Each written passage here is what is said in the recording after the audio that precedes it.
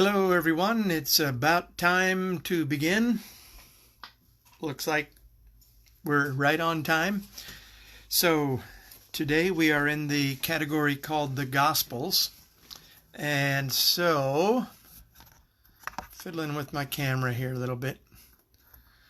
So we are going to look at the book of Mark today, and we'll be in Mark chapter 11 and chapter 12 today. I don't know, it seems like we're a little more shadowy, but my technical advisor got it just right yesterday. Hello, Vic. Hello, Ladina. So we are ready to begin Mark chapter 11, verse 1. Now when they drew near to Jerusalem, to Bethphage and Bethany at the Mount of Olives, Jesus sent two of his disciples and said to them, "Go into the village in front of you, and immediately as you enter it, you will find a colt tied on which no one has ever sat. Untie it and bring it. If anyone says to you, 'Why are you doing this?' say, 'The Lord has need of it,' and he will send it back here immediately." And they went away and found a colt tied at a door outside in the street, and they untied it.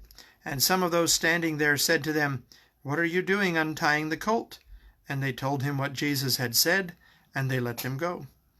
And they brought the colt to Jesus and threw their cloaks on it, and he sat on it. And many spread their cloaks on the road, and others spread leafy branches that they had cut from the fields. And those who went before and those who followed were shouting, "Hosanna! Blessed is he who comes in the name of the Lord. Blessed is the coming kingdom of our father David. Hosanna in the highest." And he entered Jerusalem and went into the temple. And when he had looked around at everything, as it was already late, he went out to Bethany with the 12. On the following day, when they came from Bethany, he was hungry. And seeing in the distance a fig tree in leaf, he went to see if he could find anything on it. When he came to it, he found nothing but leaves, for it was not the season for figs. And he said to it, "May no one ever eat fruit from you again." And his disciples heard it. Just to give the fig tree a break, like Jesus should be looking for figs when it wasn't time for figs, that's not really what the translation would bear. That's another study for another day. But when a fig tree is in full leaf, you expect to see figs on it. That's the bottom line. So it was all show and no fruit. And what the Lord wanted was fruit. Just like in our lives, we can have a fancy looking package, but if we don't have the fruit, we're of no value to the Lord. Verse 15. And they came to Jerusalem, and he entered the temple and began to drive out those who bought in the temple, and he overturned the tables of the money changers and the seats of those who sold pigeons, and he would not allow anyone to carry anything through the temple. And he was teaching them and saying to them, "Is it not written, my house shall be called a den of prayer? My house shall be called a house of prayer for all nations, but you have made it a den of robbers." I was getting that word den in my head too soon. Verse 18, and the chief priests and the scribes heard it, and were seeking a way to destroy him, for they feared him, because all the crowd was astonished at his teaching. And when evening came, they went out of the city. As they passed by in the morning, they saw the fig tree withered away to its roots. And Peter remembered and said to him, "Rabbi, look, the fig tree that you cursed has withered." And Jesus answered them, "Have faith in God. Truly I say to you, whoever says to this mountain, 'Be taken up and thrown into the sea,' and does not doubt in his heart, but believes that what he says will come to pass, it will be done for him. Therefore I tell you, whatever you ask in prayer, believe that you have received it, and it will be yours. And whenever you stand praying, forgive, if you have anything against anyone, so that your Father also, who is in heaven, may forgive you your trespasses." And they came again to Jerusalem, And as he was walking in the temple, the chief priests and the scribes and the elders came to him, and they said to him, "By what authority are you doing these things? Or who gave you this authority to do them?" Jesus said to them, "I will ask you one question. Answer me, and I will tell you by what authority I do these things. Was the baptism of John from heaven or from man? Answer me." And they discussed it with one another, saying, "If we say from heaven, he will say, 'Why then did you not believe him?' But shall we say from man?"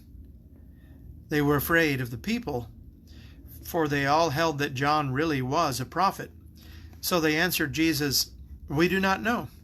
And Jesus said to them, "Neither will I tell you by what authority I do these things." Hello, Dan. Gotta have fruit. Amen. Michael, good to see you. Jennifer, good to see you. Chapter 12. And he began to speak to them in parables. A man planted a vineyard and put a fence around it and dug a pit for the winepress and built a tower and leased it to tenants and went into another country. When the season came, he sent a servant to the tenants to get from them some of the fruit of the vineyard. And they took him and beat him and sent him away empty-handed. Again he sent to them another servant, and they struck him on the head and treated him shamefully. And he sent another, and him they killed. And so with many others, some they beat and some they killed. He had still one other, a beloved son. Finally he sent him to them, saying, "They will respect my son." But those tenants said to one another, "This is the heir. Come, let us kill him, and the inheritance will be ours." And so they took him and killed him and threw him out of the vineyard. What will the owner of the vineyard do? He will come and destroy the tenants and give the vineyard to others. Have you not read this scripture? The stone that the builders rejected has become the cornerstone. This was the Lord's doing, and it is marvelous in our eyes. And they were seeking to arrest him, but feared the people, for they perceived that he had told the parable against them. So they left him and went away. And they sent to him some of the Pharisees and some of the Herodians to trap him in his talk. And they came and said to him, "Teacher, we know that you are true, and do not care about anyone's opinion, for you are not swayed by appearances, but truly teach the way of God. Is it lawful to pay taxes to Caesar or not? Should we pay them or should we not?" But knowing their hypocrisy, he said to them, "Why put me to the test? Bring me a denarius and let me look at it." And they brought one, and he said to them, "Whose likeness and inscription is this?" They said to him, "Caesar's." Jesus said to them, "Render to Caesar's the things that are Caesar's, and to God the things that are God's." And they marveled at him. And Sadducees came to him, who say there is no resurrection, and they asked him a question, saying, "Teacher, Moses wrote for us that if a man's brother dies and leaves a wife, but leaves no child, the man must take the widow and raise up offspring for his brother. There were 7 brothers. The first took a wife, and when he died, left no offspring. And the second took her and died, leaving no offspring, and the third likewise, and the 7 left no offspring. Last of all, the woman also died. In the resurrection, when they rise again, whose wife will she be? For the 7 had her as a wife." Jesus said to them, "Is this not the reason you are wrong, because you know neither the Scriptures nor the power of God? For when they rise from the dead, they neither marry nor are given in marriage, but are like angels in heaven. For as the dead being raised, have you not read in the book of Moses, in the passage about the bush, how God spoke to him, saying, I am the God of Abraham and the God of Isaac and the God of Jacob. He is not God of the dead, but of the living. You are quite wrong. Now hello Christina, there's a very important word in that part of the text when Jesus is talking about the angels. He says in the resurrection that people will be like. That's a very, very, very important word, because he's not saying we become angels, because being like a thing is not the same thing as being that thing. We will be like the angels, and therefore the comparison is being made here that angels do not marry, therefore angels do not procreate, and that's another study for another day, but the number of angels was made at the beginning when God made them all, brought them into existence. But there's not, some of those left their estate. They rebelled with Satan. They were cast out of heaven, but the number has not changed. The number does not increase exponentially when people die. Christians remain in the kingdom of God, and they will be in their eternal form in the eternal kingdom in heaven, but not as angels. And another very important thought there, God is a God of the living, not a God of the dead.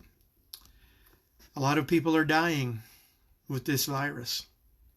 I know a lot of people that have lost loved ones, and others recently that have lost loved ones not related to this. We miss them because of the separation. But that separation is only temporary. If we are faithful, and they too are faithful, then we look forward to seeing them after this, after these bodies are gone. So we live on. God is a God of the living, not of the dead. Sadducees were sad, you see, because they didn't understand these things. Going back to Mark chapter 12, reading from verse 28 now. And one of the scribes came up and heard them disputing with one another, and seeing that he answered them well, asked him, "Which commandment is the most important of all?" Jesus answered, "The most important is, 'Hear, O Israel, the Lord our God, the Lord is one. And you shall love the Lord your God with all your heart, and with all your soul, and with all your mind, and with all your strength. The second is this, you shall love your neighbor as yourself.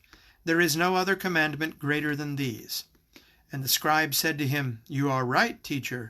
You have truly said that he is one, and there is no other besides him, and to love him with all the heart, and with all the understanding, and with all the strength, and to love one's neighbor as oneself, is much more than all whole burnt offerings and sacrifices." And when Jesus saw that he answered wisely, he said to him, "You are not far from the kingdom of God." And after that, no one dared to ask him any more questions. And as Jesus taught in the temple, he said, "How can the scribes say that Christ is the son of David? David himself in the Holy Spirit declared, 'The Lord said to my Lord, sit at my right hand until I put your enemies under your feet.' David himself calls him Lord, so how is he his son?" And the great throng heard him gladly. And in his teaching he said, "Beware of the scribes who like to walk around in long robes and like greetings in the marketplaces, and have the best seats in the synagogues and in the places of honor at feasts, who devour widows' houses, and for a pretense make long prayers. They will receive the greater condemnation." And he sat down opposite the treasury and watched the people putting money into the offering box. Many rich people put in large sums, and a poor widow came and put in 2 small copper coins, which make a penny. And he called his disciples to him and said to them, Truly I say to you, this poor widow has put in more than all those who are contributing to the offering box. For they all contributed out of their abundance, but she, out of her poverty, has put in everything she had, all she had to live on. And that's the end of chapter 12 of Mark, chapters 11 and 12. Just glancing at the comments here. Freeman Hensley, hello. Glad you're watching. I hope you are doing all right. You're in my prayers. Mark Flickinger, yes, love your neighbor, but 6 feet away. Yeah, we can't even have visits with our granddaughter. We can have yard visits with our granddaughter. When Cameron and Carrie and Jael come over, we stand out in the yard and we wave at each other. Yes. Well, thank you, Sue. I tried to stick to the reading, just the text itself, but now and again I think it's important to expound on a point or two. I try to limit that because we could expound on a lot of them, but certain ones seem to just lend themselves to making a few comments. Thank you, everyone. I look forward to being with you again tomorrow. Tomorrow being Wednesday, we will do our 10 o'clock in the morning study looking at the book of Luke, and then also return to this reading time at 2 p.m. Nancy Groves would like more comment on our fruits. Well, the fruit would be the things that we produce for the Lord, the things that He is looking for. We have certain texts that define these things for us. The fruit of the Spirit, love, joy, peace, long-suffering, gentleness, goodness, faith, meekness, temperance, all those kinds of things, these attributes of the Spirit. But then also these things are seen in the works that we do, the service that we provide for others, and things like that. Perhaps we could have some discussion of that. But the fruits are the things that the Lord wants to see in us. Just like the Lord, when He came to that fig tree should have had figs on it. I don't know how familiar you are with fig trees and how they grow, but the figs are actually out on the branch. The little tiny figs are coming out before the leaves even come out. And generally in places where figs grow, like in the Mediterranean, in Palestine, in the southern parts of the United States, in the warmer climates, California, there's generally 2 crops of these figs, a bigger and a lesser crop, early and a late crop. But the thing is, if a tree is in full leaf, you should see figs on the tree. And Jesus came to the tree, it was in leaf, but it had no figs. And so He used the tree for an object lesson. By their fruits you shall know them, He taught us. All right. Thank you, Vic, and thank you, everyone. Very good to see you today. Thank you for stopping by. I'll try to check the comments if I've missed anyone, and welcome you back again tomorrow morning, 10 a.m. All right. Thank you. Peace and enjoy the day.